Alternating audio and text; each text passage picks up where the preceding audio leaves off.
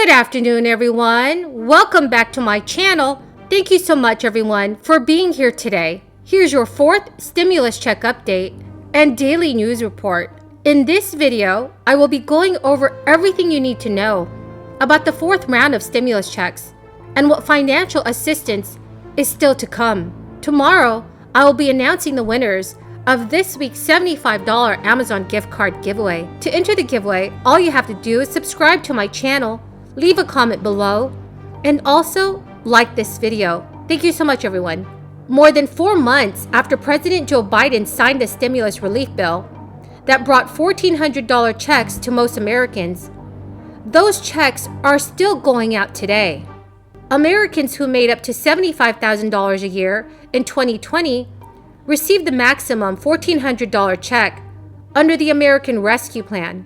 Couples who filed taxes jointly and made up to $150,000 a year have received $2,800. The amount received decreases to zero for individuals who made up to $80,000 a year and couples who earned $160,000 annually. There is also a $1,400 kicker for each dependent in the household. Also authorized in the American Rescue Plan was an expansion of the federal child tax credit, which normally is maxed out at $2,000. But because of this crisis, that amount got bumped up to $3,600. The credit is structured so that the recipients get half of it this year and half next year, when you normally get credits by claiming them when you file your taxes. But you can also get half of it as an advance right now, spread over 6 monthly checks that will come through the end of this year. Despite that financial assistance, millions of Americans remain in financial distress. Everybody in? Well, I'm delighted you're all here. I'm in with a group of labor and business leaders who, and this is one of those meetings I've been looking forward to. They're not here to negotiate with one another. The good news is that they've been here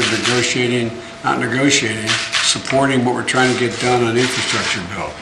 And I know that we're looking for this bipartisan effort to get this infrastructure bill passed. As you all know, and I share my belief that it's both in the interest of business and labor to get this done. And it's not about energy versus environment. It's not about business versus labor. It's all about basically the race to the future. I've been traveling the world lately and back out where I've used to spend a lot of time in the G7 and meeting with the summits with the Russians as well as NATO. And I tell you, the rest of the world is looking to see whether we can get something done. I'm not joking about that. The single biggest issue when you travel the world, all of you, the fact is that they're trying to figure out whether we're so divided that we can't get something done.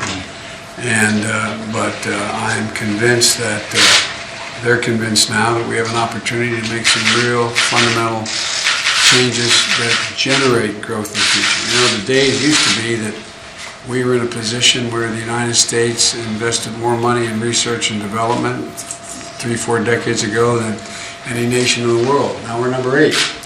And it used to be that China was number 9, now they're number 2. This is about a race for the 21st century. And, you know, what we're doing here is, in this race for the future, it's about connecting Americans, all Americans, rural and urban, to high-speed internet, repairing our roads and our bridges so that we can, in fact, no longer be ranked number 9 or 10 in terms of infrastructure in America, back to what we used to be. We used to lead the world. We're going to electrify our school buses and our transit systems, and we're going to build national charging networks for electric vehicles, eliminate the nation's lead service pipes. We got 400,000 homes. I mean, there's just a whole lot. With about 4 in 10 people saying that their income remains below its pre-crisis levels. This crisis has worsened the hardship that many families experienced even before the crisis, with more than 1 in 4 households unable to pay for basics like rent or food in at least 1 of 3 years from 2014 to 2016. So far, people who have received the 3 rounds of stimulus payments said they have used most of the funds to buy necessities or to pay down debt. Still, many people said they plan to spend their stimulus funds on the basics, like food and housing costs, which were cited as the top two uses of the third stimulus check following savings. Some top economists have called for more direct aid to Americans. There are more than 150 economists right now, including former Obama administration economist Jason Furman. He signed a letter that argued for recurring direct stimulus payments lasting until this economy completely recovers. According to CBS News, many people never applied for unemployment benefits because they did not think that they were eligible, while others may have given up due to the long waits and other issues. School districts in Tennessee, Texas, California, Colorado, and Georgia have approved $1,000 checks to boost morale among teachers. There are some critics that say that the move is not the best way to spend federal stimulus funding. Only 12 states have approved spending plans as of yet for the $190 billion in stimulus funds, a large percentage of which came from the American Rescue Plan. Meanwhile, President Biden and Congress are facing calls from millions of Americans and economists to send another stimulus check worth up to $2,000 every month. A letter to President Biden and Vice President Kamala Harris from 53 representatives, which were led by Ilhan Omar of Minnesota, recently stated recurring direct payments until the economy recovers will help to ensure that the people can meet their basic needs, provide racially equitable solutions, and shorten the length of this recession. And in another letter to President Biden, there are 21 senators that pointed out the additional payments could help to bring 7 million Americans out of the poverty line, while ensuring millions of others can stay in their own homes. It is still clear that another round of stimulus checks needs to be passed very soon. Many senators wrote in a letter, almost 6 in 10 people say the $1,400 payment set to be included in the rescue package will last them less than 3 months. As of June 11th, the Internal Revenue Service has processed over 141 million tax returns. This figure represents a 12% increase over 2020 levels. Much of this increase is driven by the IRS's campaign to get more people to file return because they may be eligible for various benefits from the federal government. These benefits included the Enhanced Child Tax Credit, the Earned Income Tax Credit, and federal stimulus checks.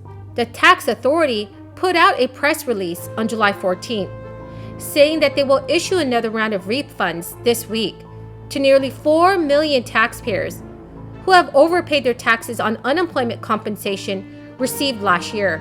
According to the Internal Revenue Service, those who should consider filing an amendment include people who have already filed a tax return and did not claim the unemployment exclusion. Additionally, taxpayers whose adjustment impacts their eligibility for certain tax credits. This also applies to people who did not claim some credits because their unemployment benefits push them over the eligibility limit, including the recovery rebate credit, earned income credit with no qualifying dependents, or the advanced premium tax credit.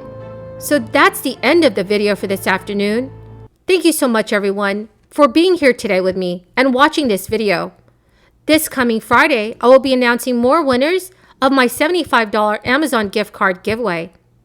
You can enter the giveaway by subscribing to my channel, liking this video, and also leaving a comment below. Thank you so much, everyone, and have a very blessed Thursday.